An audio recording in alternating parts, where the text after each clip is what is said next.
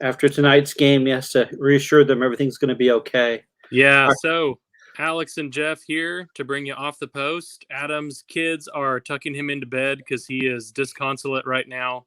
Yeah. As we have kind of a sad one to get started. So I think they're having to check to make sure Micheletto is not hiding underneath his bed.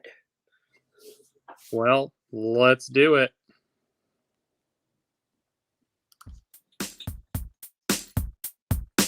Soccer chat with 2 T's because we're going to chat about soccer, but we're also in Chattanooga. So it's like a play on words. And, Chattanooga is a soccer city.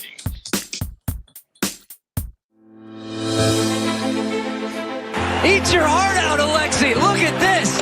In off the post. And it's off the post. And it came off both posts and came out. Are you kidding? Unbelievable.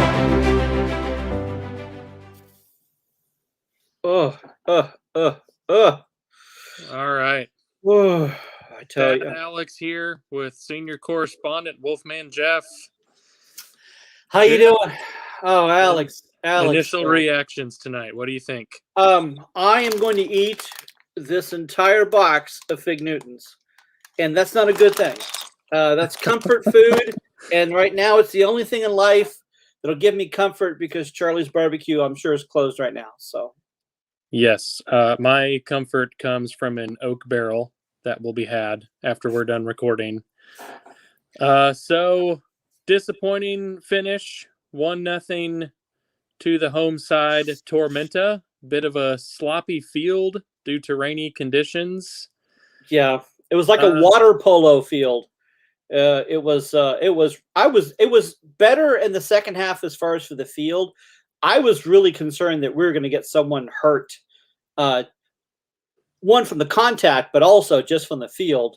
But you compound that there really was a lot of physicality there, especially with as slippery as it was. If we don't have any injuries, I think we're really lucky. So, and it just led to kind of a sloppy, it was hard for them to establish possession, for them to string passes together. And that's exactly, it played right into Tormenta's hands. They seemed set up to sit in and let us come at them and go on the counter. And we couldn't break them down. We had some decent opportunities, some chances where people combined. I thought the crosses could have been a little bit better. Sometimes they went a little too high and looping. Yeah. And I think we needed a lot better first touch. There were too many times where that ball was bouncing 4 yards off their feet instead of staying right with them in order to play. That led to turnovers that have put them on their back foot. Alex, it felt a little more panicky. Whenever they were getting the ball, they were trying to get the ball in as quick as possible rather than setting up play. Mm-hmm. We did have a few good chances. I think Ricketts in particular, he had a few ones there, but so many times once they got the ball, they just decided just to score rather than to set up.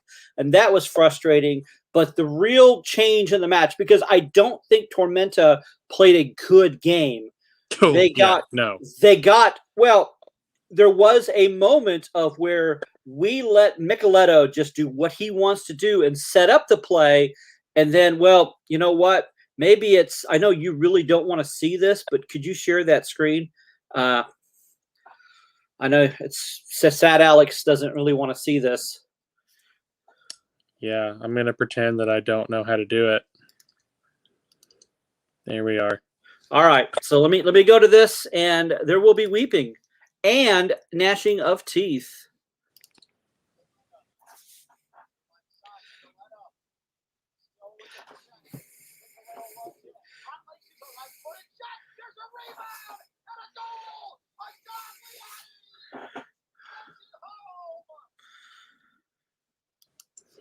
Okay, so with that, they have to go ahead and tuck Adam in again because that probably woke him up and gave him nightmares. The three problems that I have with that goal is everyone being very slow getting back. Yeah. Jonathan Esparza, who was not sitting on a yellow card, giving a very half-assed attempt to try to run into the back of Micheletto. I don't know if he just expected him to dive and pretend to be hurt, but if you're going to go in on that professional foul at midfield, then you need to go in like you mean it, and you need to sweep the leg, and you need to make sure he stops running with the ball.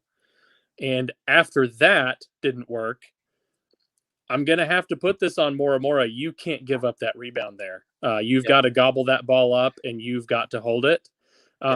Keepers have short memories, and I don't think this is like his defining moment as a goalkeeper for the Chattanooga Red Wolves. He's come up big before. He'll come up big again. Yeah. But I put that there. He should have gobbled that ball up and not given the rebound that led to the goal. Do you think that the conditions, the wet conditions, had an impact on him not being able to hold on to that ball? I'm sure it's a possibility. The ball was wet, his gloves were wet, but they, equipment's so good these days. I think it still needs to be something that he holds on to. So the brutal honest thing is that's his day job, and is to hold on to the ball. Yeah, I agree. I think first of all, we just let Micheletto in there, and I wouldn't have been surprised if he just would have scored straight out through it. I thought at first that Sebastian was on it, and then he lost control, and they were there. So it was a bit of luck. I'll say it was on them getting in the goal was a bit of luck for Tormenta, but it took skill for Micheletto to get in there and create that scenario. And they took opportunity. So hats off to them. They deserved the win.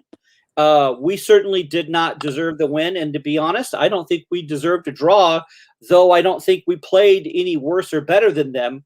I would tell you that Tormenta deserved the win, except for the fact that they spent the last 20 minutes play acting that they had cramps and all sorts of other things in order to seal off the win. They would, if they had played steady possession, wear us down over the last 20 minutes instead of goalkeeper falls on the ball, stands around for 3 minutes, and after he punts it, someone goes down with a cramp in the box that magically turns into a drop ball for the goalkeeper again to hold for another 3 minutes before he punts it for the entire last 20 minutes of the game, then I would tell you that they deserved the win.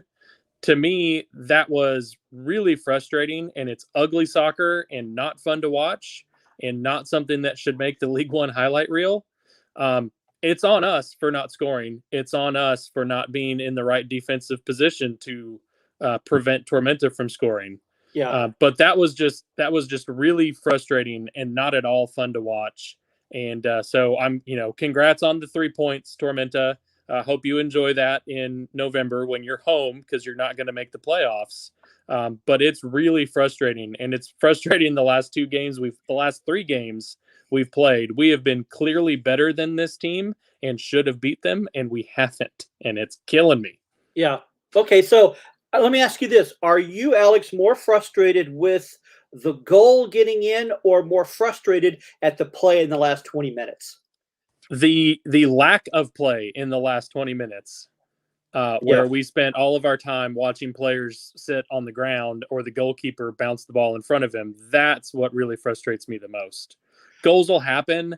And here again, we had our opportunities going into the last 20 minutes, times where we put shots on goal and things like that. But the way that they just made it disjointed and sloppy. It was Jose Mourinho, park the bus, make it ugly soccer. That was no fun. I'm not a fan. So usually coach has a much more organized side and certainly a more attacking. I'll use the term impotent to describe their play, partly because I'm an old man and that word kind of comes to our mind easily. But they were not hungry, and it felt like watching it, and this is one of the biggest insults I could give, is it felt like they didn't want to win. That's how it felt as a fan. And so I definitely, by far, this is the worst performance this year. Alex, do you think this was the worst performance of the Obleda era?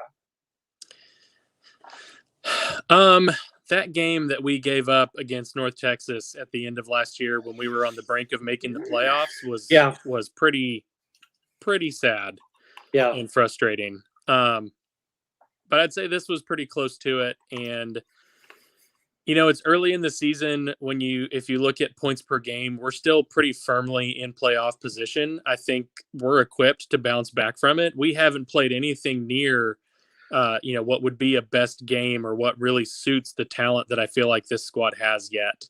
Yeah. And so that's still coming. And so I think we'll bounce back, but it's going to be hard getting to sleep tonight. Going to need a glass of whiskey and some FIFA to get over my feelings. And we'll look forward to, next weekend is another one of these bogey clubs. We're going to be going out to Tucson where we've never won a match. And we're going to have to show much more hunger and much more desire against another team that's near the bottom of the table that's kind of struggled. But we have to take seriously. Yeah. I mean, Tucson, I think, is like the worst team right now. And Tormento was like the second worst. So that will be really frustrating if we drop 2 in a row. I can't imagine we would, but to be honest, I couldn't imagine we'd play like this as well. As even though we weren't firing on all cylinders, we were doing well and finding ways to win. That's what's so frustrating is that I'm not sure, was it the lack of creativity, but I think it's the lack of drive. That to me is what I have to pinpoint to. Any positives you have for the match, Alex? Well, I would say I was pretty impressed by Ray Ortiz making his debut in the second half. He had a few flashes where once you see that he's had more time to train with the team and get to know the players better, that I think he's going to be an impressive addition to the midfield and going to bring some of that creativity you're talking about that was missing tonight. Yeah, I was hoping to see a little more from Markey. I don't know if it was the ground, but they kind of the dirty cheap shots that he got on the sideline and multiple times. Well, I wonder if he's like Adama Traore, and certainly not the build of Adama, but someone you can't play against, so you just constantly foul him. Right. And I'm just, it feels like the Mafia is putting on hits on Markey. But when Markey and Wally came in the second half, it looked like it picked up.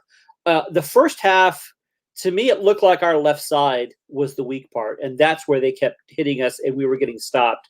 Things were moving better on the right with Ricketts and Ricky, but on the left side, there needed to be some work. So I think that's something I think Coach has to work on this week. All right, folks. Well, I think this is as good a place to end it as any. Cheer up. Tomorrow night, though, we have a very special thing with the Lady Red Wolves are going to be playing for the first time ever at CHI Memorial. This is their first. Now they've gone one cancellation and a loss. So they lost last night, and there may be some injuries, and I'm still trying to find out what those injuries are. We should get a chance to talk to them before the match, and I'll be at the match, and hopefully some others will be. Are you going to be there, Alex? Yes, I will also be there.